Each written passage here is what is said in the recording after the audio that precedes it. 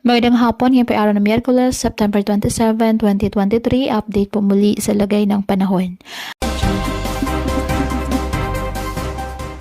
Ayon po sa Pag-asa, trough ng low pressure area patuloy pa rin na nakakaapekto ngayon sa Visayas at Mindanao. Southwest monsoon at mga localized thunderstorms naman ang papaulan sa iba pang bahagi ng ating bansa. Ang nasabing LPA ayon sa Pag-asa, may tsansang pumasok na ating PAR, posible po ngayong araw, ngunit medyo maliit pa naman po ang tsansa nito na lumakas bilang bagyo. Sa ngayon, wala pong gale warning na nakataas sa namang baybayin ng ating karagatan, ngunit iba yung pag-iingat lamang po sa mga kababayan natin papalaot dahil po sa minsang katamtaman hanggang sa maalon na karagatan.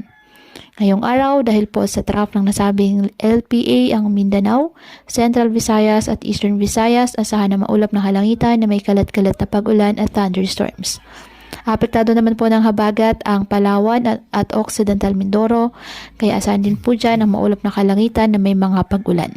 Ang nalalabing bahagi ng bansa kasama ng Metro Manila, bahagyang maulap hanggang sa maulap na halangitan with isolated rain showers or thunderstorms dahil pa rin po sa trough ng nasabing LPA at ng mga localized thunderstorms. Kaya pinapayuhan ng ating mga kababayan na maging maingat po sa mga posibilidad ng pagbaha at pagguho ng lupa, lalo na po kapag may malalakas na ulan, at ugaliin na magdala palagi ng payong o kahit anong panangga sa ulan o kahit naman sa init ng araw kapag lalabas po ng ating mga tahanan.